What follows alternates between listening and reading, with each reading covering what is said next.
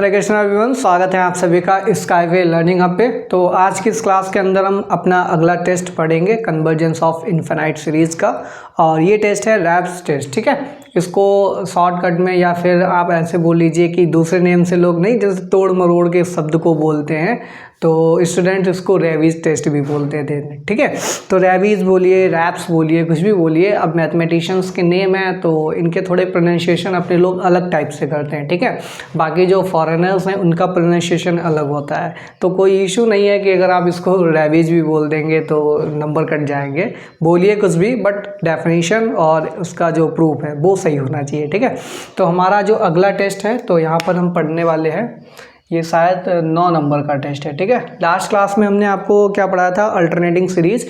तो alternating series के अंदर केवल एक ही टेस्ट होता है, लेबनीज़ टेस्ट लगाइए, आपको डायरेक्ट आंसर मिल जाएगा। ठीक है, तो यहाँ पर आज का जो हमारा टेस्ट है ये है रैप्स टेस्ट या फिर रैबीज टेस्ट भी आप प्रेम से कह सकते हैं।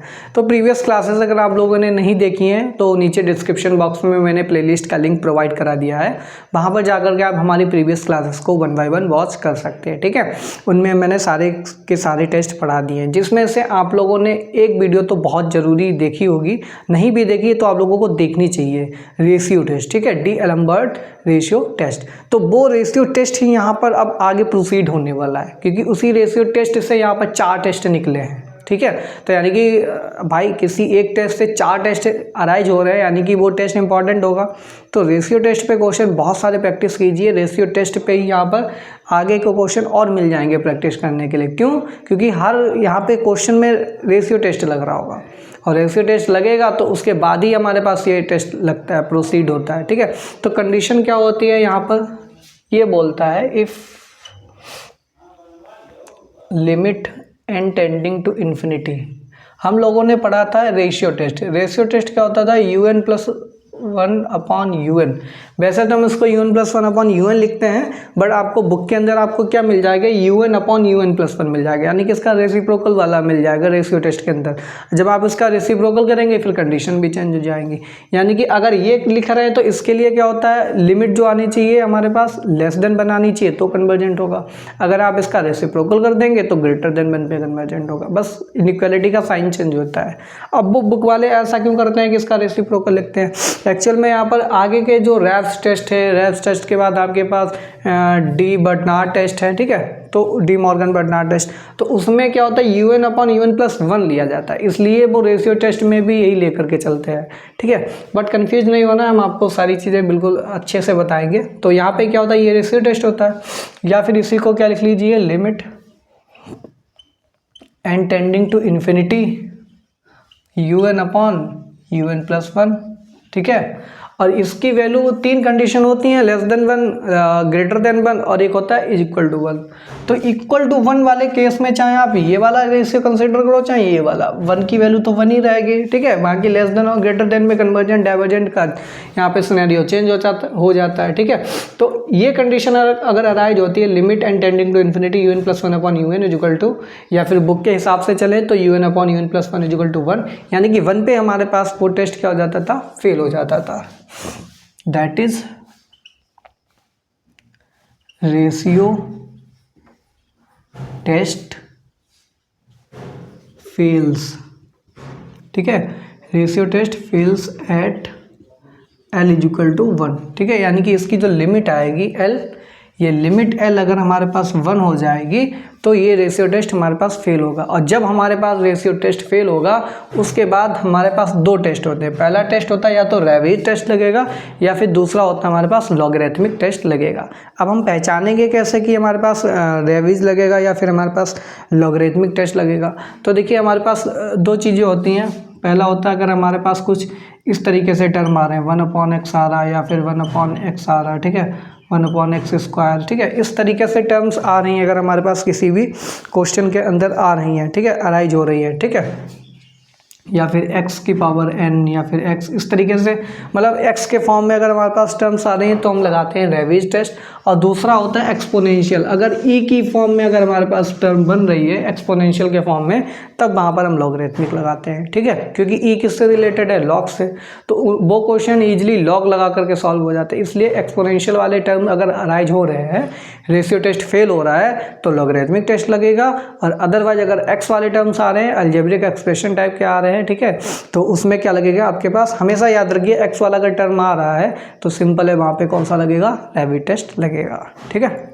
तो स्टार्टिंग में ये दो ही टेस्ट होते हैं जिसमें से आज हम पढ़ेंगे Raabe's test. Then we move on to, तो हम कहाँ बढ़ जाते हैं, रैप्स टेस्ट की तरफ। एंड वी फाइंड, अब हम यहाँ पर क्या करेंगे, यहाँ पे कुछ नहीं करना, जैसे आपने जो रेशियो निकाला था UN/UN+1, ठीक है, ये लेकर के चलेंगे। अब इसको भूल जाइए, अब जब ये लेकर के चलेंगे फिर इसका कंडीशन भी चेंज हो जाएंगी, ठीक है, इनइक्वालिटी भी चेंज होंगी तो कंडीशन चेंज होंगी। तो UN/UN+1 में हम क्या करेंगे, एक तो -1 कर देंगे, पहली चीज़ -1 कर देना है, फिर इसमें ब्रैकेट लगा के होल को n से मल्टीप्लाई करा देना है। दो चीज़ें करनी है, -1 करना है और n से मल्टीप्लाई करा देना है, बस काम ख़त्म। इस पे ले लीजिए आप लिमिट, इस पे क्या ले लीजिए आप, limit n tending to infinity, ठीक है, इतना काम करना है आपको, limit n tending to infinity. अब यहाँ पर फिर से 3 केस अराइज होंगे। इसकी वैल्यू लिमिट की क्या होगी, L होगी, एक तो हमारे पास greater than 1, L is equal to 1 और L इज लेस देन 1, ठीक, या फिर लेस देन यहाँ पे कर लीजिए, यहाँ पे इक्वल टू कर लीजिए, ठीक है। तो देखिए ग्रेटर देन 1, वैसे तो रेशियो टेस्ट में ग्रेटर देन 1 के लिए डाइवर्जेंट होता था, लेकिन यहाँ पर उसमें ये होता था रेशियो। अब जब यहाँ पे रेशियो चेंज हो गया है तो फिर ग्रेटर देन 1 के लिए ये हमारे पास कन्वर्जेंट हो जाएगा। तो ये जो सीरीज होगी हमारे पास, सीरीज UN, ठीक है, at L equal to 1 for series UN का ही तो हम यहाँ पर चेक करते थे रेशियो टेस्ट से, ठीक है। तो ये हमारे पास जो सीरीज UN होगी ये हमारे पास क्या होगी, कन्वर्जेंट होगी, ठीक है। और लेस देन 1 के लिए ये हमारे पास सीरीज क्या हो जाएगी, डाइवर्जेंट हो जाएगी। और अगर L इक्वल टू 1 हो गया तो फिर से ये टेस्ट हमारे पास क्या हो जाएगा, टेस्ट फेल्स। जब ये टेस्ट फेल होता है फिर हम कहाँ पे चलते हैं, डी मॉर्गन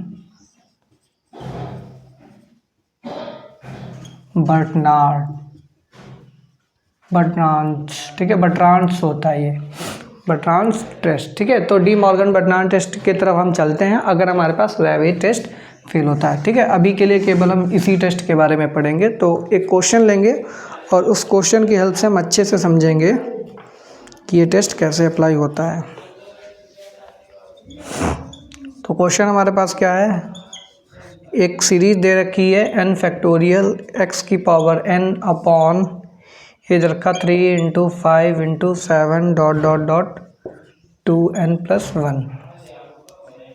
अब देखिए यहाँ पर n फैक्टोरियल और यहाँ पर अलजेब्रिक एक्सप्रेशन, लीनियर एक एक्सप्रेशन बनना है 2n+1 टाइप से।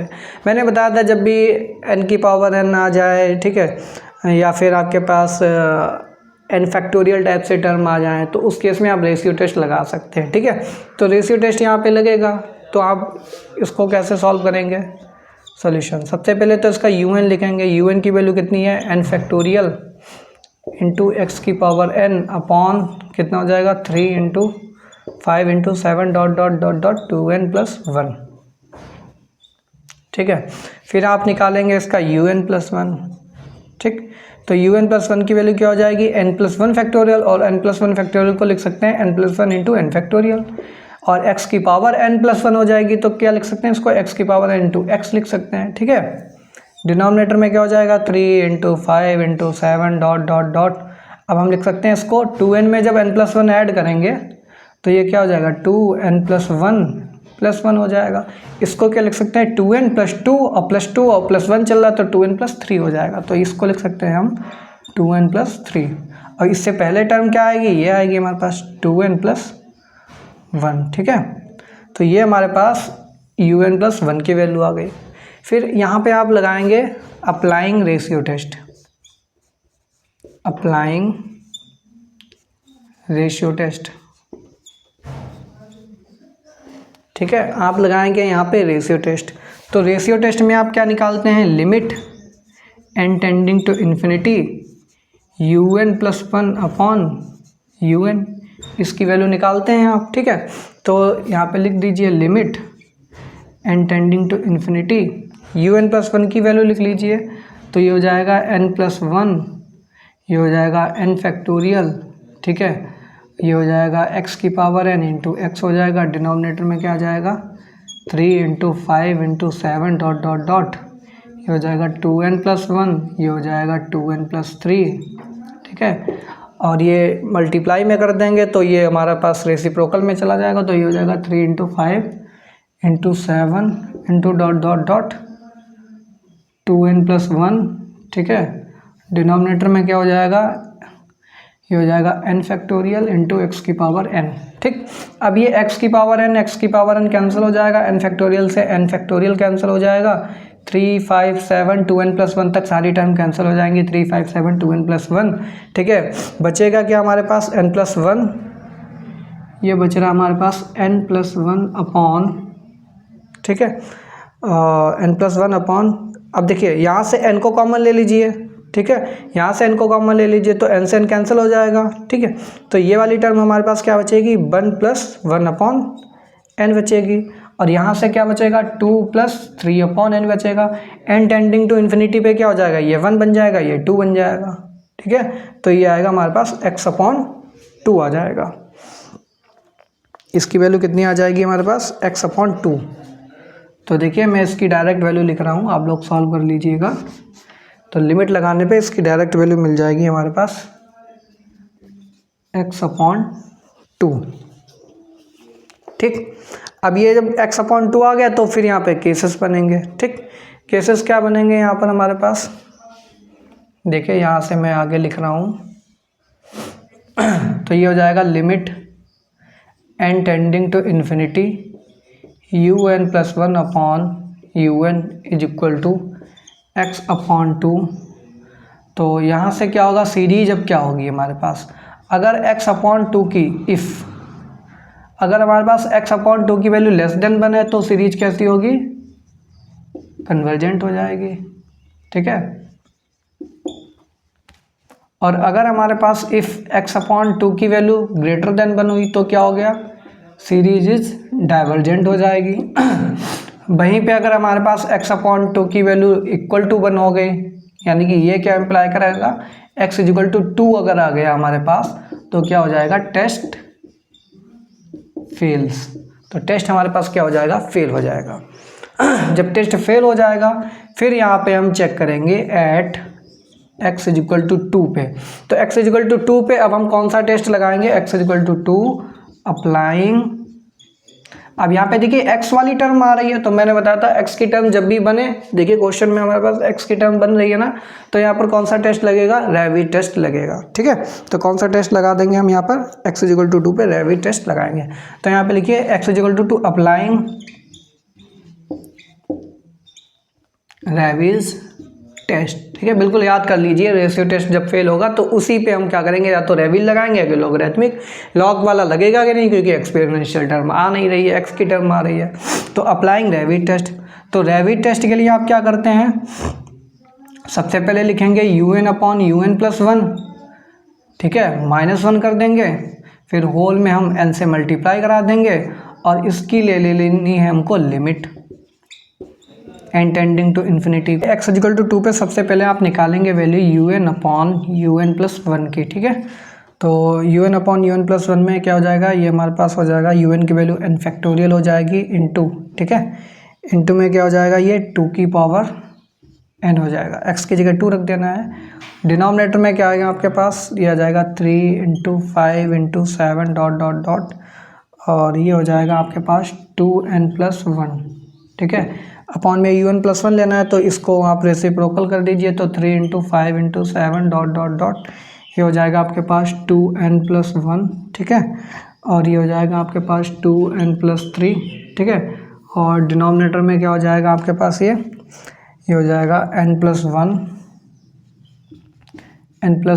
Into n factorial into x की पावर n यानी कि 2 की power n into x into यानी कि 2। ठीक है, अब देखिए 2 की पावर n कैंसिल हो गया, n फैक्टोरियल से n फैक्टोरियल कैंसिल हो गया, फिर 3 5 7 2n+1 3 5 7 2n+1। ठीक है, ये भी कैंसिल हो गया। तो फाइनली आपके पास बचा क्या है यहाँ पे,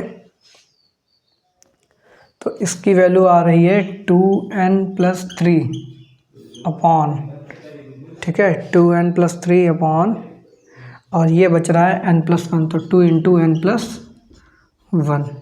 ठीक, तो इतना आंसर आ रहा है। इसी को क्या लिख सकते हैं हम, इसको लिख सकते हैं 2n+3 अपॉन 2n+2। ठीक, अब देखिए बाकी हम इरेज कर रहे हैं इसको।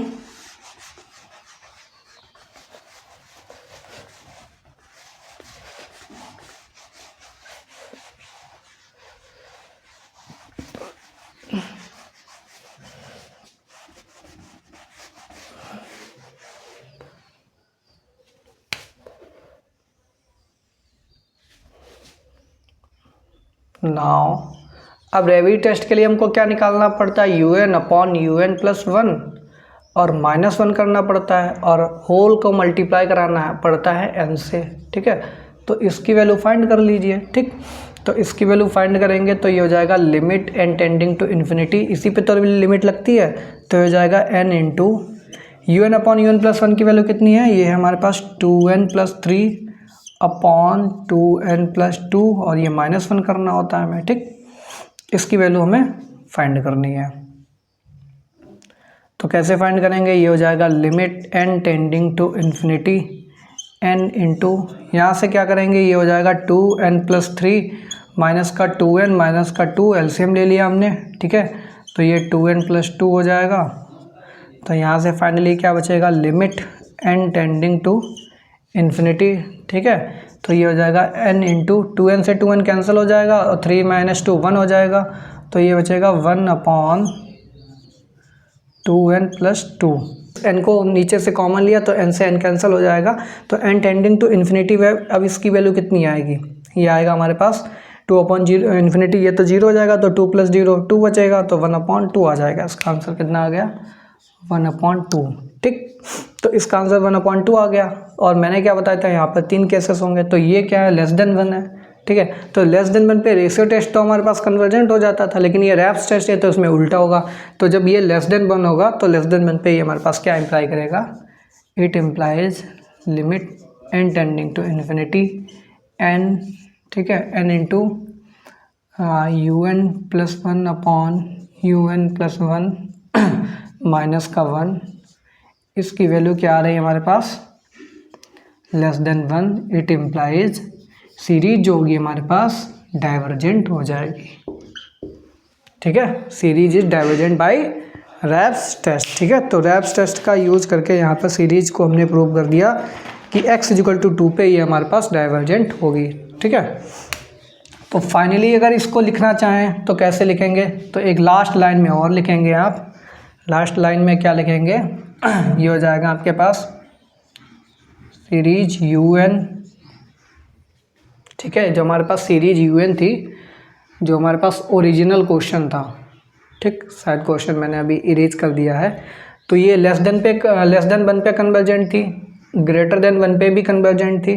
ठीक है, और इक्वल टू 1 पे ये हमारे पास वैल्यू आ रही थी x = 2। ठीक है, x/2 = 1 पे x = 2 पे ये क्या आ रही थी हमारे पास, 2 आ रही थी, इस पर टेस्ट फेल हो जा रहा था, तो इस पर भी ये क्या हो गई हमारे पास, डाइवर्जेंट हो गई। ठीक है, तो यहाँ से बोल सकते हैं दिस = यहाँ पे क्या होगा हमारे पास, कन्वर्जेंट। ये कन्वर्जेंट कब होगी, जब हमारे पास x/2 लेस देन 1 है, और डाइवर्जेंट कब होगी, जब x/2 इक्वल टू 1 पे भी डाइवर्जेंट है और ग्रेटर देन 1 पे भी, तो ये ग्रेटर देन इक्वल टू 1 पे डाइवर्जेंट हो जाएगी।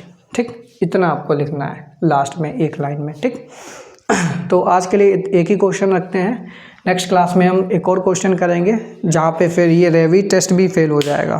ठीक है। तो फिर हम उसको कैसे प्रोसीड करेंगे, फिर उसके लिए हमारे पास एक दूसरा टेस्ट होता है और उसको बोलते हैं हम यहाँ पर डी मॉर्गन बर्नार्ड टेस्ट, ठीक है। तो मिलते हैं नेक्स्ट क्लास में, तब तक के लिए thanks for watching, have a good day.